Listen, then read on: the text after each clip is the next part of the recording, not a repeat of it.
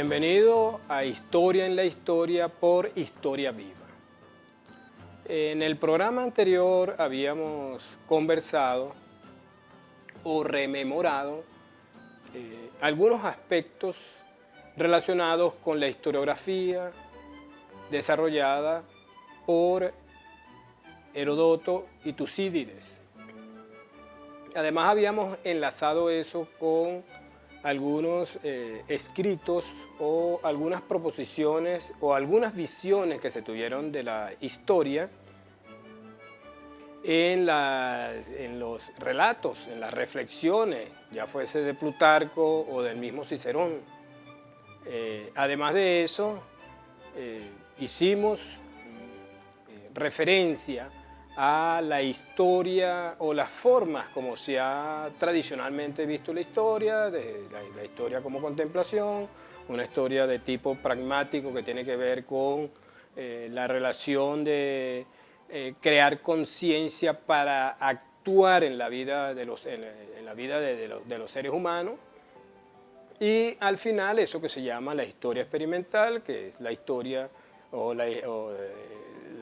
la historia que nosotros o que contemporáneamente conocemos, que tiene que ver con la historia ya como ciencia, pero ya eso en los últimos 200 años es que ella se ha dilatado en el tiempo y a lo largo y ancho del sistema mundo moderno. Hoy quiero hacer referencia a algunos historiadores romanos, muy brevemente, y a lo que ellos dedicaron como reflexión o como narrativa histórica, y al lado de eso vamos a tocar un poco algunas visiones del tiempo, que eso sí no ha dejado, como lo hemos expresado en segmentos anteriores, que ha habido como una continuidad en lo que tiene que ver con las edades míticas y los ciclos en la historia. Iniciamos entonces con las figuras emblemáticas, o a quienes se tiene como figuras emblemáticas en Roma como historiadores. Aunque los que se han dedicado a estudiar la historia de la historia o la historia en la historia refieren que el mundo de la historia se vio afectado o bajó su dinámica de estudios después del siglo V, aunque hubo unas figuras emblemáticas que expresaron algunas opiniones acerca de la historia que bien vale hacer referencia a ellas. Pero antes de esto es bueno recordar a 5 personajes de la historia que redactaron o relataron algunos sucesos y acontecimientos de la historia. Vamos a hacer referencia a 5 de ellos nada más, que es el caso de César, Julio César, el caso de Salustio, el caso de Tácito, Suetonio y Marco Fabio Quintiliano. Julio César, todos debemos suponer que fue lo que de lo que escribió, pues escribió o lo que se conoce de lo que había redactado fue un comentario de las guerras de las Galias y otro comentario sobre la guerra civil, que los historiadores no lo tienen con mucho valor porque debemos suponer que era él ubicándose ante la historia, y es esa típica historia del yo vi, yo sentí. En el caso de Salustio escribió o se dedicó a escribir una historia de Roma, pero se conoce de ella por otras referencias porque verdaderamente no se han encontrado los distintos escritos que hizo a ese respecto. En otro caso, de todos modos, hizo una historia muy apegada a César, porque se dice que Salustio fue uno de los escritores favoritos de Julio César. Otro fue el caso de Tácito, que se tiene como, bueno, el que inauguró lo que tuvo que ver con las biografías, porque después de Tácito fue un género muy cultivado, y él escribió una biografía de su suegro, o sea, de Agrícola, se llama así, Vida de Agrícola. Y Agrícola, él se había casado con una hija de Agrícola, y bueno, ese tipo de historia que posteriormente se harían biografías de santos, pero eso ya es en la época de la cristiandad. Pero en el caso de Tácito era con personajes clave de esa época. En cuarto lugar tenemos a Suetonio. Suetonio, Cayo Tranquilo, porque hubo otro Suetonio que era un soldado. Y Suetonio hizo una historia, aunque los que se han dedicado a estudiarlo han establecido que no escribió tal como se tenía o de acuerdo con el estilo que era dominante para esa época, que se relacionaba con una historia edificante, el proceder ético y moral para la construcción de un ser humano cívico. Y Suetonio escapó a eso. Quizás más bien sería a hacer historia dándole, expresando grandeza de quienes en ese momento manejaban el poder. En todo caso, están estos cuatro personajes, la historiografía ha dedicado algunas líneas acerca de ellos, pero también hay uno ibérico que en el próximo segmento vamos a hablar un poco más de él porque expresó algunos, algunos aspectos a partir de los cuales la historia de la historia y el relato de la historia no ha dejado de perder algunos de esos atributos que Marco Fabio Quintiliano expresó en su momento. Nos vemos en el próximo segmento.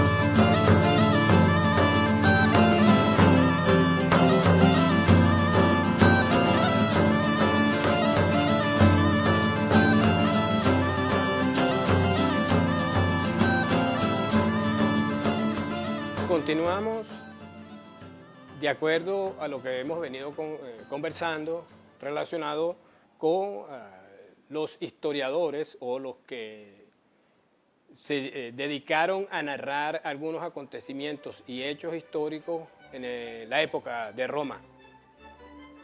Hablamos del caso de César, el caso de Salustio, Tácito, Suetonio.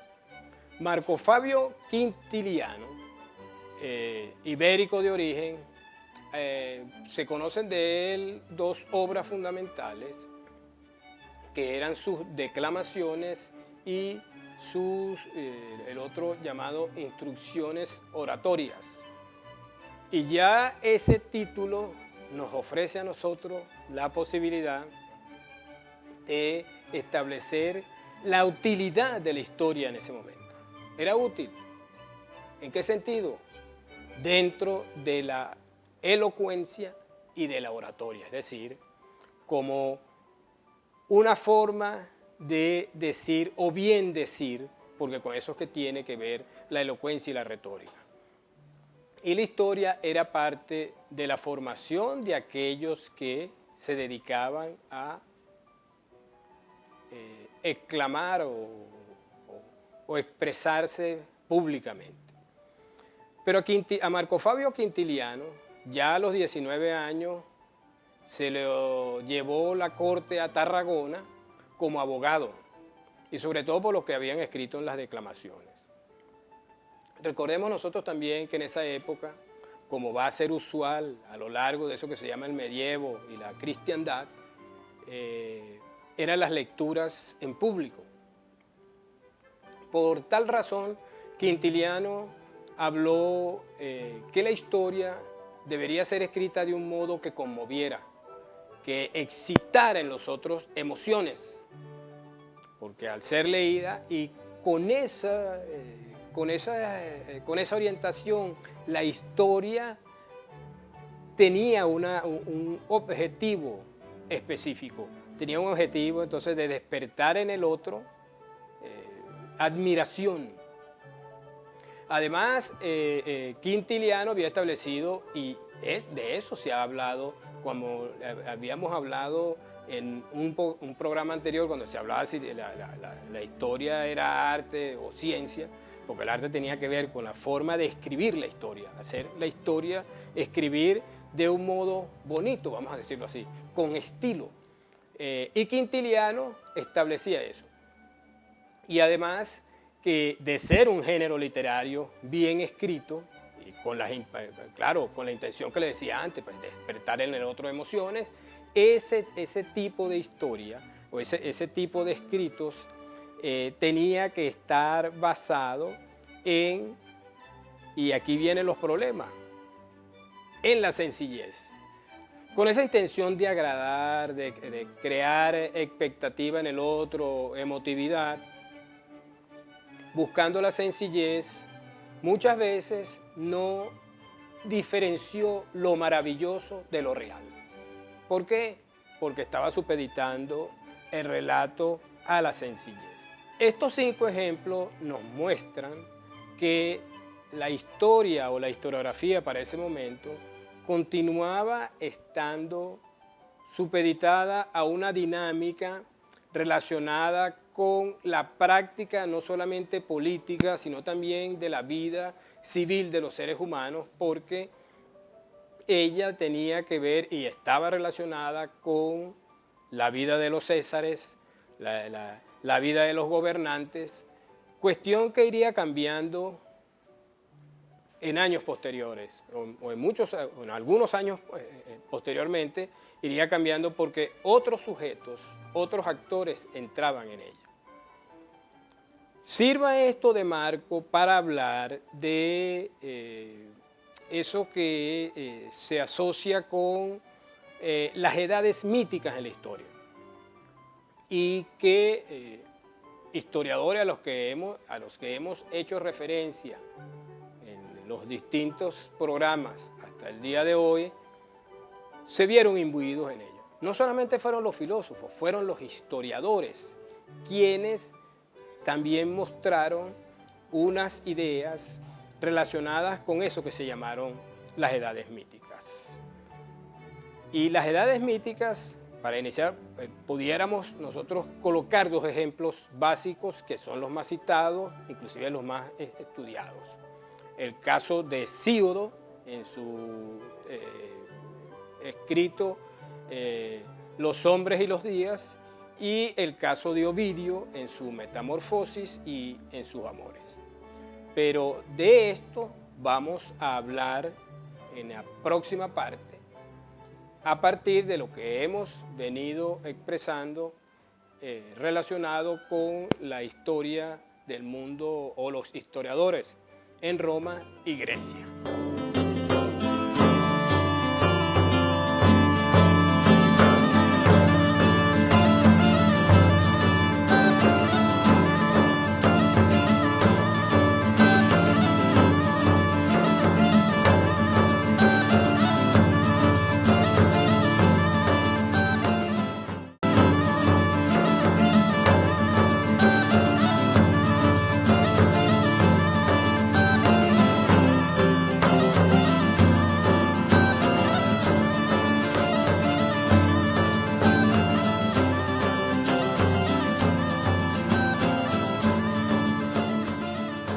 Parte del programa vamos a hablar muy brevemente sobre las edades míticas y los ciclos de la historia. Ustedes se podrán preguntar, ¿por qué razón? Y vuelvo y repito y reitero que en la historia el tiempo, así como expresa cambio y movimiento, también en él hay continuidad. Porque quienes apelan a esas ideas de que la historia, por ejemplo, la historia humana tuvo que ver con edades míticas, lo están haciendo de modo consciente, tal como nosotros lo veremos cuando hablemos del siglo XVI, sobre todo en el caso de Tomás Moro, Tomás Campanella y Francis Bacon. Pero fíjense ustedes, ¿con qué tienen que ver las edades míticas? En la parte anterior hablábamos del caso de Hesíodo en los trabajos y los días. Hesíodo ya allí hablaba de 4 edades fundamentales, pero ¿por qué se le recuerda a Hesíodo? Porque él agregó una a la edad de oro, la edad de plata, agregó la edad de los héroes, antes de la de bronce y la de hierro.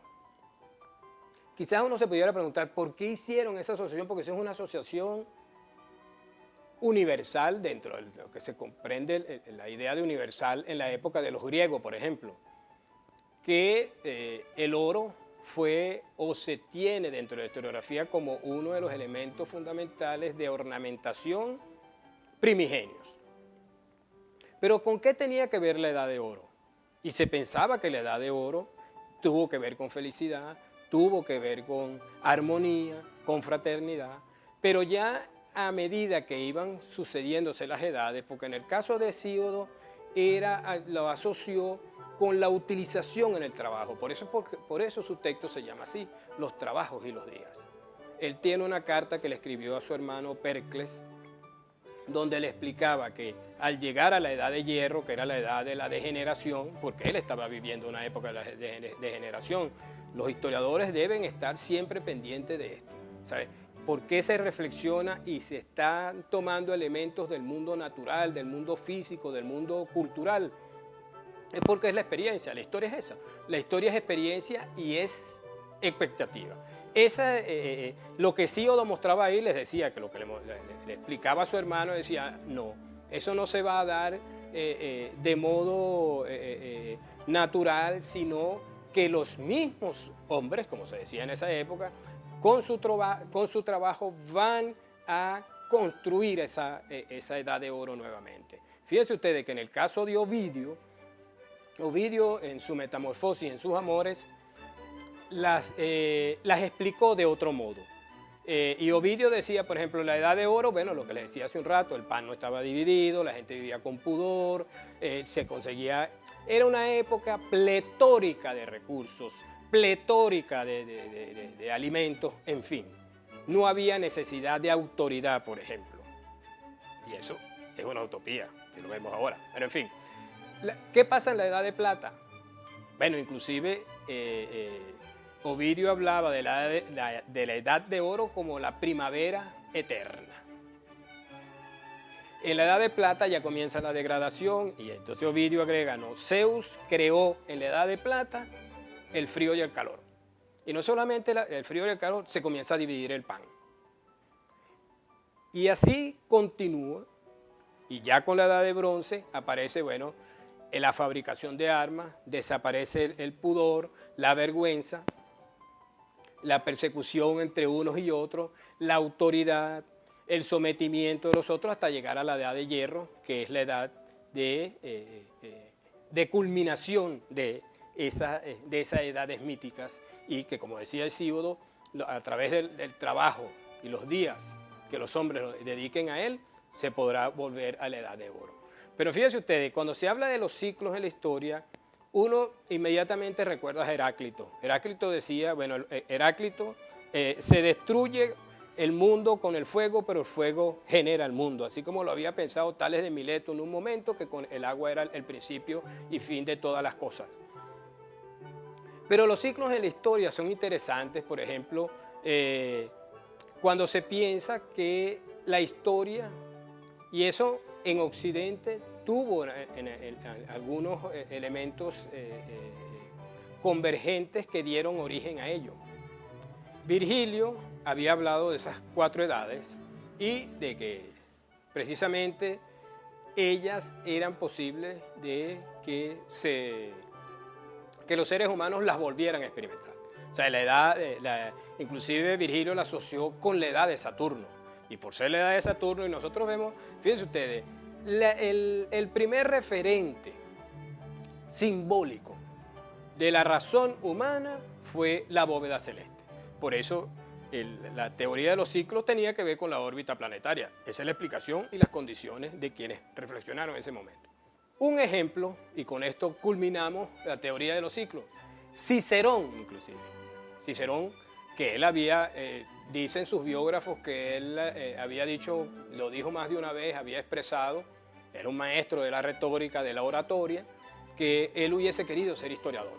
Pero él hablaba, por ejemplo, cuando se refería a los ciclos de gobierno, y fíjense ustedes que tenía una visión cíclica de la historia, porque no solamente era formas de gobierno, sino que decía, eso tenía que ver con una temporalidad. Él decía, por ejemplo, que de la monarquía venía la tiranía. De la tiranía surgía la aristocracia. De la aristocracia, la oligarquía. De la oligarquía, la democracia. Y de la democracia, la demagogia. Fíjense ustedes que esa era una percepción que no solamente inundó a las mentes de filósofos, de quienes se tiene como historiadores del mundo occidental, sino también de pensadores, y en el caso de Cicerón, porque Cicerón fue restituido y estudiado, sobre todo su texto de los deberes, que Maquiavelo lo cita mucho cuando empieza a hablar de la virtud, por ejemplo, que a lo largo del tiempo moderno, muchas de esas ideas de los ciclos de las edades míticas nutrieron el pensamiento utópico. Ya yo les había dicho, lo habíamos expresado en la parte anterior, que no ha dejado de aparecer en ciertas y determinados momentos. Inclusive, cuando nosotros hablemos de la cristiandad, nosotros vamos a ver que esa edad de oro, ¿con qué se asocia? Ustedes deben inmediatamente traer a su aparato psíquico o lo ponen a trabajar, es con el paraíso terrenal. Esa es la edad de oro. Y eso ha sido un referente fundamental, inclusive ha sido justificación para querellas, disputas de distintos tipos. Bien, eso ha sido por el día de hoy. Hemos trabajado. En la próxima sesión, en el próximo programa, nos vamos a dedicar ya a trabajar la historia, o mejor dicho, vamos a hablar del nacimiento de la historia, es decir, de la época de la cristiandad, que algunos dicen mundo medieval, edad media, pero la historia que nosotros conocemos y con la que nos hemos cultivado nace con el mundo de la cristiandad.